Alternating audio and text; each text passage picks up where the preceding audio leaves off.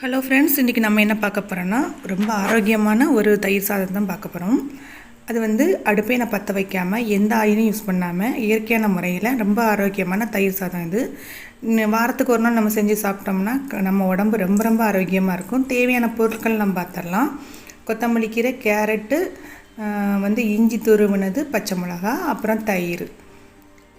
மெயினாக நம்ம தயிர் சாதம் செய்கிறதுக்கு நம்ம அரிசி யூஸ் பண்ண போகிறதில்ல. அதுக்கு பதிலாக வெள்ளை அவல் யூஸ் பண்ண போகிறோம்.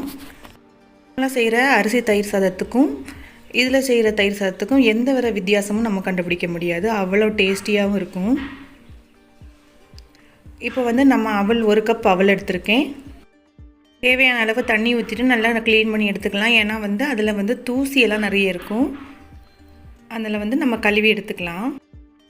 சர்க்கரைவாதிக்காரங்களுக்கு அடிக்கடி வயிறு பசிக்கும்.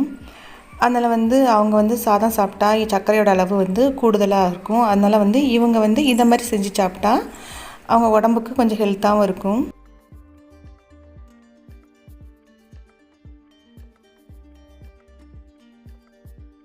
மறுபடியும் நான் 3 கப் தண்ணி சேர்த்துட்டு அவளை ஒரு 2 நிமிஷம் ஊற வச்சிடலாம். அவள் ஊறதுக்கு ரொம்ப நேரம் எடுக்காது, டக்குன்னு ஊறிடும். அவல் நல்லா ஊறியாச்சு. இனி நம்ம தண்ணியை பிழிஞ்சு எடுத்துக்கலாம். நான் கை வச்சு புளிய போகிறேன். நீங்கள் சல்லடையில் கூட புழிஞ்சு எடுத்துக்கலாம்.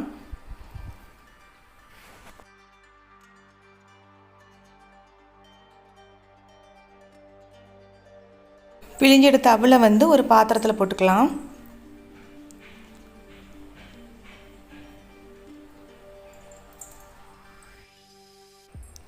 இனி தயிர் சேர்த்துக்கலாம்.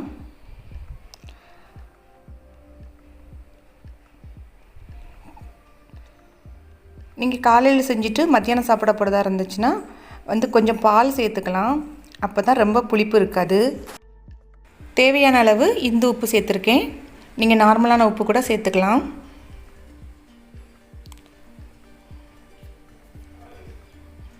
குட்டி குட்டியாக வெட்டின பச்சை மிளகா, இஞ்சி, துருவிய கேரட்டு,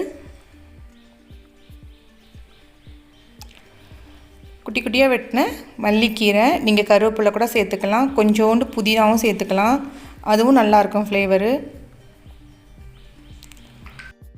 அடுத்தது மாதுளம்பழம் சேர்த்துருக்கேன். இது இவ்வளோ தான் சேர்க்கணுன்னு இல்லை. என்ன உங்களுக்கு கேரட் பிடிக்குன்னா, மாதுளம்பழம் பிடிக்குன்னா கூட அதிகமாக கூட சேர்த்துக்கலாம். சேர்த்துட்டு நல்லா மிக்ஸ் பண்ணிக்கலாம்.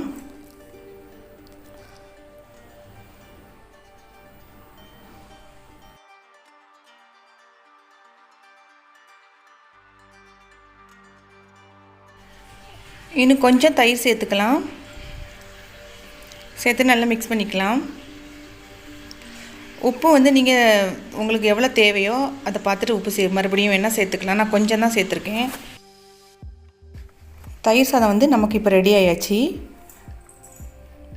நம்ம கடுகு தாளிக்கலை, எண்ணெய் சேர்க்கலை, சாதம் வேக வைக்கலை. ஆனாலும் ரொம்ப டேஸ்டியாக சூப்பராகவே இருக்கும். கேஸ் செலவு ரொம்ப மிச்சமாகும். வெயிட் லாஸ் பண்ண நினைக்கிறவங்க கண்டிப்பாக இதை ட்ரை பண்ணலாம்.